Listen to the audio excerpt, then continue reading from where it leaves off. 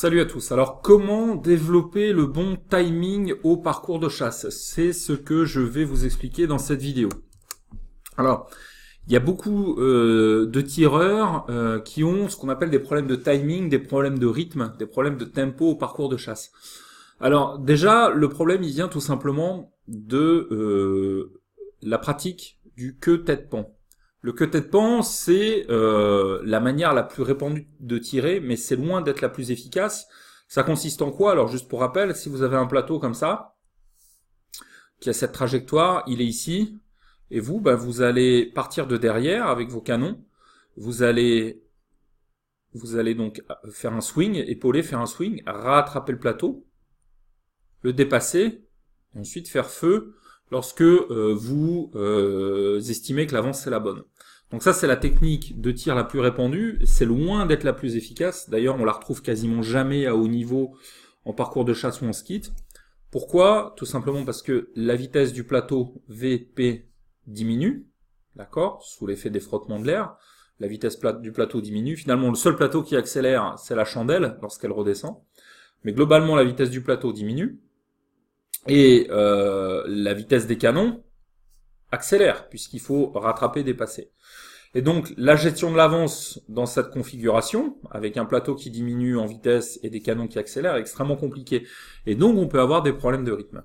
Effectivement, lorsqu'on tire en avance maintenue, ce que moi je vous recommande de faire, et c'est ce que je promeus dans la formation parcours de chasse, lorsqu'on tire en avance maintenue, eh bien, c'est l'inverse qui se passe. C'est-à-dire que vous avez votre plateau, qui est ici, et au lieu de partir de derrière, vous partez en étant déjà devant. Donc en fait, vous venez insérer les canons sur la ligne de vol du plateau. D'accord? Et finalement, le but du jeu, c'est que la vitesse des canons soit égale à la vitesse du plateau. Et ça change tout en matière de rythme. Cette transition, pour passer du queue tête-pan à l'avance maintenue, elle est compliquée. D'accord? Il y a beaucoup de gens qui ont une période d'adaptation qui peut être compliquée avec une baisse de score, ce qui est normal. Moi aussi, quand je suis passé en avance maintenue, mes scores ont baissé avant de réaugmenter par la suite. Donc comment faire pour faire cette transition? Comment faire pour essayer d'avoir le bon timing? Eh bien, ce que je vous conseille de faire, c'est ce petit exercice qui est tout simple, alors qui va vous coûter quelques plateaux parce que vous allez sans doute rater au début, mais pensez long terme, pensez résultat long terme. Vous allez avoir, donc, je reprends un plateau typique du parcours de chasse, un traversard qui va de la gauche vers la droite, d'accord? Vous êtes positionné ici. Vous êtes positionné ici et le plateau, il a cette trajectoire-là. Donc moi, ce que je vous conseille de faire, c'est déjà d'observer les tireurs qui sont avant vous. Si vous pouvez, essayez de ne pas tirer en premier pour pouvoir prendre des informations. Ça, j'en avais parlé dans une vidéo récente sur le blog. Regardez les tireurs avant vous pour essayer de prendre des informations sur le point de casse.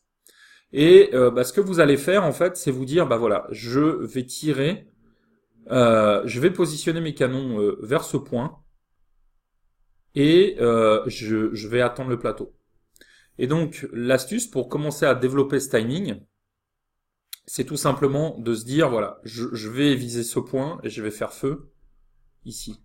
Donc le truc, c'est le plateau, vous l'appelez. Donc je vais changer de couleur, je vais passer en orange, couleur du plateau, on va dire, classique. Hop, donc le plateau, vous l'appelez, il est là, d'accord? À partir du moment où le plateau il est appelé, normalement vous devez avoir vos yeux qui sont à peu près positionnés ici, parce qu'ici on est dans une zone de haute vitesse où le plateau il est flou du fait de sa vitesse. Donc vous avez vos yeux ici. Quand le plateau il arrive là, hop, vous le voyez, vous ne le lâchez plus du regard, ok?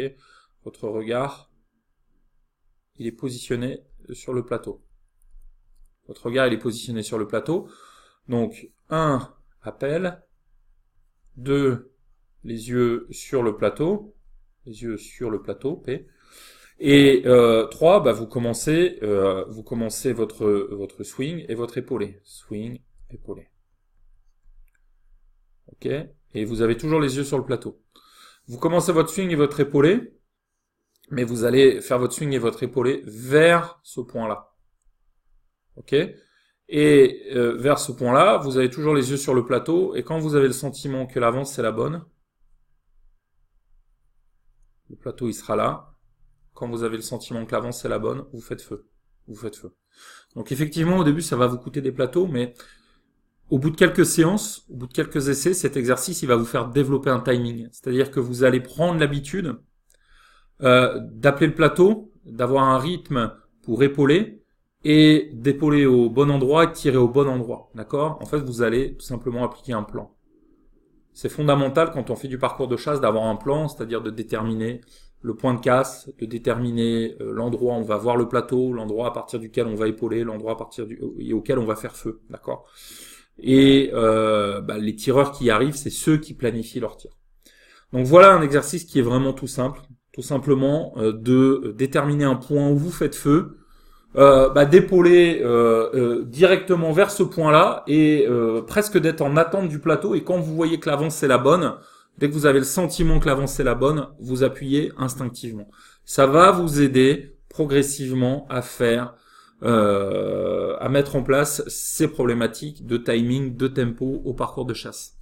Donc, si cette vidéo vous a aidé, je vous rappelle que vous pouvez toujours télécharger une formation gratuite qui vous donne 3 bases techniques indispensables et 3 secrets du tir. 3 choses simples que vous pouvez mettre en place dès votre prochain passage au stand et qui ont un impact significatif sur les scores. Si vous êtes sur YouTube, vous cliquez sur le lien.